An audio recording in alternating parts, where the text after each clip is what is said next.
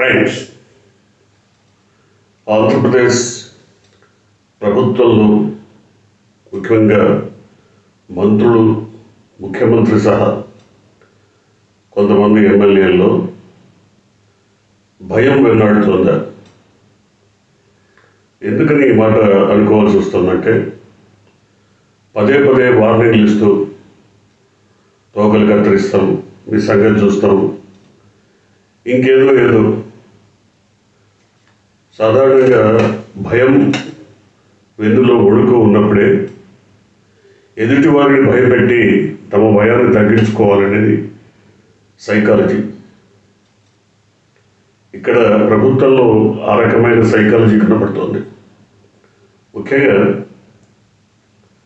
ఈ ప్రభుత్వం అధికారంలోకి వచ్చిన తర్వాత అనేక వైఫల్యాల అనంతరం ఎంతగా రాజకీయ ముసుగేసుకున్నటువంటి మెయిన్ స్ట్రీమ్ మీడియా, ప్రధానమైనటువంటి పత్రికలు, ఛానళ్ళు ఏం చెబుతున్నా సరే ప్రజలు నమ్మటం లేదు. ప్రజలు అవి చెబుతున్న విషయాలపైన క్రాస్ చెక్ చేసుకోవాలనుకుంటున్నారు. ప్రజల విశ్వాసాన్ని ఈ మీడియా కోల్పోయింది. ఈ మెయిన్ స్ట్రీమ్ మీడియా బలాన్ని చూసుకొని చంద్రబాబు గత 2 దశాబ్దాల కాలంగా తన రాజకీయాలను కొనసాగిస్తున్నారు. మరి ఇప్పుడు ఏమైంది? ఇప్పుడు పూర్తిగా సోషల్ మీడియా యుగం, సోషల్ మీడియా ప్రభావం విపరీతంగా పెరిగిపోయింది. సోషల్ మీడియా న్యూట్రల్ జర్నలిస్టులు అందరూ కూడా నాణానికి రెండో వైపు ఏముంది, మీకు ఈ మెయిన్ స్ట్రీమ్ మీడియా ఒకవైపే చూపిస్తుంది, దాని వెనక బిహైండ్ ది స్క్రీన్ ఏముందనేది తెలియచెప్పడానికి సోషల్ మీడియా ప్రయత్నిస్తుంది. ఈ కారణంగా సోషల్ మీడియాను చూసి అడుగడుగునా భయపడుతున్నటువంటి కూటమి కానీ, కూటమి పెద్దలు కానీ, ప్రభుత్వం కానీ అణిచివేతకు శ్రీకారం చుట్టింది. ఎందుకు ఈ రకమైన ప్రయత్నం చేస్తుందంటే, దీనికి ఒక పూర్వ నేపథ్యాన్ని కూడా కల్పించింది. ఒక మంత్రి చేత రాష్ట్రంలో లా అండ్ ఆర్డర్ విషయాలను మాట్లాడించి తేనె దుట్టను కడిగి ఈ మొత్తం వ్యవహారాన్ని సోషల్ మీడియాకు మరి చుట్టేసి వాళ్ళపైన నెపం మోపి వారి మీద కక్ష సాధింపు ప్రారంభమైంది. ఎందుకంటే ప్రజల దృష్టి మరల్చాలంటే ఎవరో ఒకళ్ళు పూనుకోవాలి. అంటే గతంలో టీడీపీ కానీ లేదా టీడీపీ మంత్రులు కానీ, ముఖ్యమంత్రి సహా చాలామంది, పోలీస్ శాఖకు సంబంధించిన అనేక మంది ఉన్నతాధికారుల పైన విరుచుకుపడ్డటువంటి వీడియోస్, క్లిప్పింగ్స్ చాలా ఉన్నాయి. వాళ్ళ తోడు తీస్తా, తమాషా అనుకుంటున్నారా, తోకలు కత్తిరిస్తా, వీళ్ళ సంగతి చూస్తా, మేము అధికారంలోకి వచ్చాక ఒక్కొక్కరిని ఎక్కడ ఉంచాలో అక్కడ ఉంచుతాం, ఈ రకమైన మాటలు. ఆ క్లిప్పింగ్స్ అన్ని సాక్ష్యాధారాలతో ఉన్నాయి. సో వాటి ప్రభావం మేరకే దాదాపు 2 డజన్లకు పైగా 3 డజన్ల మంది ఐపీఎస్ అధికారులను బాధ్యతలకు దూరంగా ఉంచారు. ఒక పక్క శాంతి భద్రతల పరిస్థితి దిగజారింది. ఎందుకంటే సీనియర్ ఆఫీసర్స్, అనుభవం ఉన్న ఆఫీసర్స్ లేరు. వాళ్ళకి ఇష్టం ఉన్న వాళ్ళని, కొత్త వాళ్ళని తీసుకొచ్చి కీలకమైన పొజిషన్స్లో కూర్చోబెట్టారు. So law and order fail అయింది. ఈ విషయాన్ని ఒప్పుకుంటే పరువు పోతుంది. మరి ఏం చేయాలి? సో ఇక్కడే ఒక కీలకమైన ఎత్తుగడ. ప్రజల దృష్టిని మళ్లించి, మేము లా అండ్ ఆర్డర్ విషయంలో చాలా సిన్సియర్గా ఉన్నాం, సీరియస్గా ఉన్నాం, we are very much serious about law and order అని చెప్పడం కోసం పవన్ కళ్యాణ్ చేత ఒక డ్రామా ఆడించారు. లా అండ్ ఆర్డర్ ఫెయిల్ అయింది, నేనే హోమ్ మినిస్టర్ని అయితే నేను కనుక పదవి తీసుకుంటే నేను తీసుకోవాల్సి వస్తుంది, ఇలాంటి మాటలు. వీటిల్లో ఏ ఒక్కటి కూడా నిజాయితీ కలిగిన మాట కాదు. ఎందుకంటే ఆయన హోమ్ మినిస్టర్ ఆయన తీసుకుంటాడు, సీఎం కన్సల్ట్ లేకుండా ఆయన తీసుకోలేడు కదా, నేనే టేకప్ చేశాడు ఆయన డైరెక్ట్ తీసేసుకుంటాడా? అసలు ఏం జరగబోతుంది? దీంట్లోనే నిజాయితీ లేని మాటలు ఇవన్నీ. ఎందుకు ఈ మాటలు మాట్లాడించారు? లా అండ్ ఆర్డర్ ఫెయిల్ అయింది, దాని నుంచి దృష్టి పడించాలంటే మేము ఫర్మ్గా ఉన్నాం, వీఆర్ వెరీ మచ్ సీరియస్ అని చెప్పాలంటే రోజు రోజుకి పరంపర పెరిగిపోతూనే ఉంది.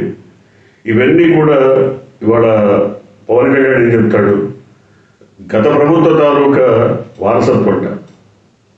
మరి గత ప్రభుత్వానికి అంతకుముందు ప్రభుత్వ వారసత్వం వచ్చి ఉంటుంది కదా. మనం మాట్లాడేటప్పుడు 2.5 లక్షల పుస్తకాలు చదివిన వ్యక్తి 2014 నుంచి 19 వరకు ఉన్నటువంటి ప్రభుత్వ వారసత్వం 2019 నుంచి 24 వరకు ఉన్న ప్రభుత్వం మీద పడుతుంది కదా. 24 తర్వాత మీరు వచ్చారు, మీ మీద పడి ఉంటుంది మళ్ళీ. అంటే వారసత్వం అనేది పరంపరగా కొనసాగేటువంటి విషయం. ప్రభుత్వంలో మీరెట్లా భావిస్తున్నారో అంతకుముందు వాళ్ళు కూడా అదే రకమైన వారసత్వాన్ని వదిలిపెట్టి ఉంటారు కదా. సో ఆయన ఇంకా మాట్లాడతారు, జగన్మోహన్ రెడ్డి పోలీస్ అధికారులను హెచ్చరించారు, సీరియస్గా వార్నింగ్ ఇచ్చారు, మేము వాళ్ళ సంగతి చూస్తాం, లేకపోతే మేము ప్రభుత్వంలోకి వచ్చిన తర్వాత ఎక్కడున్నా సప్త సముద్రాల అవతల ఉన్నా పట్టుకొస్తామని మాట్లాడారు.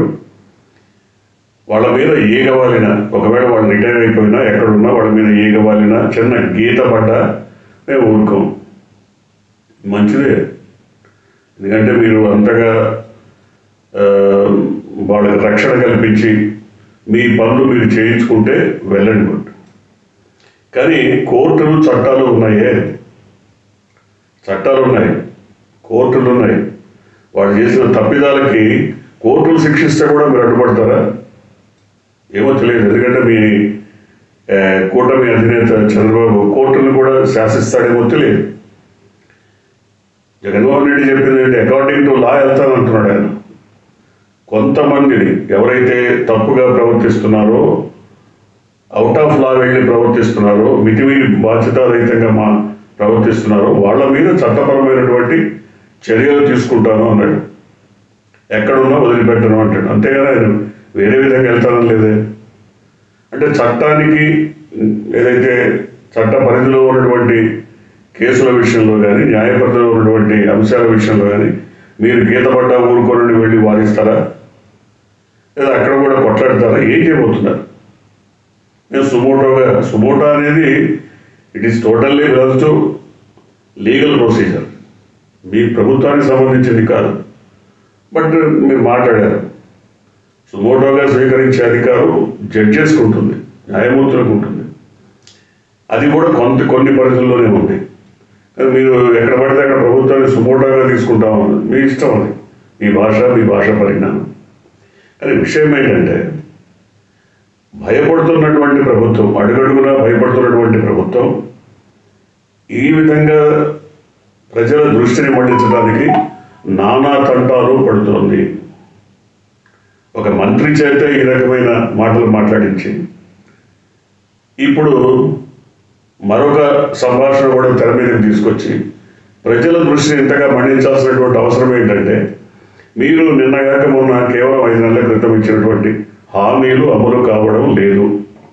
అవన్నీ ఆర్థికపరమైనటువంటి అంశాలు, ప్రజలకు నేరుగా లబ్ధి చేకూర్చేటువంటి అంశాలు. కాబట్టి ప్రజలు దే ఎక్స్పెక్ట్ మోర్, చాలా ఎక్స్పెక్ట్ చేస్తారు. మరి వాటి నుంచి మీరు ఎట్లా మిమ్మల్ని మీరు కాపాడుకోవడం ఎట్లా? మీ ప్రతిభను గొప్పలు చెప్పి ప్రజల ముందు ప్రదర్శించడం ఎట్లా? ఇదే కదా బాధ. అంతేకాకుండా ఇవాళ మీరు చెప్పినట్టు సప్త సముద్రాల అవతల ఏదో మేము ఎక్కడున్నా మేము గోరు గీత పడ్డ ఊరుకోము, ఇంకేదో అన్నారు. మంచిదే. కానీ మీ ప్రభుత్వం వచ్చిన తర్వాత దాదాపు 30 మందికి పైగా 3 డజన్ల మంది ఐపీఎస్లను ఐఏఎస్లను పక్కన కూర్చోబెట్టారే. మరి వీళ్ళ విషయంలో కూడా జగన్మోహన్ రెడ్డి సీరియస్గా తీసుకొని వాళ్ళకు వెన్నుదన్నుగా నిలబడి పోరాటం సాగిస్తే మరి అది ప్రత్యక్ష యుద్ధమే కదా. ప్రభుత్వ అధికారులను ముందు పెట్టి మీ రాజకీయ లబ్ధి కోసం, రాజకీయ ఆధిపత్యం కోసం పోరాడినట్టే అది. కాబట్టి ఇలాంటి ప్రకటనలు, ఇలాంటి మాటలు ఇవి హుందాగా ఉండవు. ఒక పదవికి హుందాతనం తీసుకురావు. ఒక డిప్యూటీ సీఎం స్థాయిలో ఉన్న వ్యక్తి ఏం మాట్లాడాలి, ఏం మాట్లాడకూడదు, తొక్కి నారదీస్తా, చెడ్డీల మీద కూర్చోబెట్టి బట్టలు కూడా తీసి కొడతా, ఇవి హెచ్చరికలు కాదా? జగన్మోహన్ రెడ్డి ఏమన్నాడు? సప్త సముద్రాల అవతలు ఉన్నా, రిటైర్ అయిపోయినా, లేకపోతే ఇంకో ప్రాంతానికి డిప్యుటేషన్ మీద వెళ్ళినా మేము ఊరుకోం, వదిలిపెట్టాం, తీసుకొచ్చి చట్టపరంగా శిక్షిస్తామన్నాడు. మీరేమన్నారు? తొక్కి నారదీస్తారు. ఎవరినైనా సరే తొక్కి నారదీస్తారు. చెడ్డీల మీద బట్టలు కూడా తీసి చెడ్డీ మీద కూర్చోబెట్టి చెత్త కొడతా, ఎవరిని ఊరుకోను. మీ ఇష్టం వచ్చినట్టు మాట్లాడారు. మీరే కాదు, చంద్రబాబు అంతే మాట్లాడాడు, లోకేష్ అంతే మాట్లాడాడు. రెడ్ బుక్లో రాసుకుంటున్నా, ఎవరిని వదిలిపెట్టాం, వాళ్ళ సంగతి చూస్తాం. నిన్నగాక మొన్న అమెరికా నుంచి కూడా చెప్పాడు కదా, ఇంకా 3వ పేజీ తెరవలేదు, తెలిస్తే ఇంకా చాలా ఉంటాయని. సో ఇవన్నీ హెచ్చరికలు కాదా? ఇదంతా డెరివేటరీ కాదా? కాకపోతే ఏంటంటే మీరు ఏం చేసినా అది పాతివృత్యం, ఎదుటి వాళ్ళు ఏం చేసినా మరి అది మరొకటి. కాబట్టి ఈ రకమైన సంభాషణలు కానీ, ఈ రకమైన బెదిరింపులు కానీ, హెచ్చరికలు కానీ, లేదా ఈ రకమైనటువంటి వక్రీకరణలు కానీ దాదాపు 25 ఏళ్ళుగా, 2 దశాబ్దాలుగా తెలుగు ప్రజలందరూ చూస్తూనే ఉన్నారు. అందుకనే తెలంగాణ ప్రజలు తరిమి కొట్టారు, కొన్ని రాజకీయ పార్టీలని తరిమి కొట్టారు. వాళ్ళు ఇక్కడికి వస్తే వాళ్ళ ఉనికిని కూడా లేకుండా చేస్తామని ఇప్పుడు చాలా తీవ్రంగా ఉన్నారు. They are very much serious. So ఎందుకని ఇలాంటి మాటలు, ఇలాంటి చర్యలు, ఇలాంటి రాజకీయాల వల్లనే. ఇప్పుడు ఎందుకు ఇదంతా చెప్తున్నామంటే, డిప్యూటీ సీఎం పదే ముందుకొచ్చి, మీడియా ముందుకొచ్చి అసంబద్ధమైనటువంటి ప్రకటనలు ఇవ్వడం మాత్రం ఇది చాలా అసహజంగా ఉంది. ఆయన స్థాయికి తగిన మాటలు కాదేమో అనిపిస్తుంది. ఆయన హుందాగా ఉండొచ్చు, రాజకీయాలు మాట్లాడచ్చు, ఏం చేయబోతున్నారో చెప్పచ్చు, ఏం చేస్తారో దాన్ని వివరించవచ్చు. అది కాకుండా ప్రతిపక్షం మీద ఏదైనా ప్రతిపక్షానికి సంబంధించిన తప్పిదాలు ఉంటే వాటిని కూడా నిలదీయచ్చు, నిగదీయచ్చు, వాటిపైన విమర్శించవచ్చు. అందులో తప్పేం లేదు. కానీ ఈ రకమైనటువంటి భాష, ప్రతిదీ కూడా మీరు చేసే ప్రతి అసమర్థపు పనికి మీ చేతకనంతరాన్ని వారసత్వంగా వచ్చింది, లేకపోతే వాళ్ళు ధ్వంసం చేశారు. మీరు చేసిన విధ్వంసం 2014 నుంచి 19 వరకు చేసిన ఆర్థిక విధ్వంసాన్ని నుంచి జగన్మోహన్ రెడ్డి బయటపడేశాడు, గట్టెక్కించాడని ప్రపంచ స్థాయిలో అనేక నేషనల్ మీడియా సహా అనేక ఛానళ్ళు, మీడియా సంస్థలు ఆర్టికల్స్ ఇచ్చాయి. మీకు తెలియదు, మీరు చూడరు, మీ స్థాయి అంతా ఇక్కడే కాబట్టి మీరు మాట్లాడతారు. అనేక రకాల సంస్థలు కొనియాడాయి. ముఖ్యంగా కోవిడ్ సమయంలో ఏ రకంగా అతను మేనేజ్ చేయగలిగాడు అన్నది ప్రశంసల వర్షం కురిసింది. సో ఏది ఏమైనా ఇప్పుడు ఆయనైనా మీరైనా ఎవరైనా ఒకటే, ప్రజలకు కావాల్సింది ఏంటి? సంక్షేమం లేదా అభివృద్ధి, ఈ రెండే కదా. సంక్షేమం మీరు ఏదైతే 10 రెట్లు ఎక్కువ ఇస్తామని చెప్పారో అది ఇవ్వలేకపోతున్నారు. దాని నుంచి దృష్టి మరల్చడానికి రకరకాల అంశాలను తెర మీదకి తీసుకొస్తున్నారు. ఇప్పుడు ఇది కొత్త అంశం. చూడాలి మీ శైలి, రాజకీయ శైలి, పరివర్తన, మీ ప్రవర్తన, మీరు మాట్లాడుతున్న తీరు, ఇవన్నీ కూడా ప్రజలు చాలా తీవ్రంగా, నిశ్చితంగా గమనిస్తున్నారు. అయితే వాళ్ళు తొందరపడి ఎక్కడ రియాక్ట్ అవ్వరు. దాదాపు 4.5 సంవత్సరాలు జమిలీ రాకపోతే ఈ 4.5 ఏళ్ళు వాళ్ళు ఈ విధంగానే మౌనంగా భరించి అంతిమంగా తీర్పిస్తారు. చూద్దాం అప్పటిదాకా.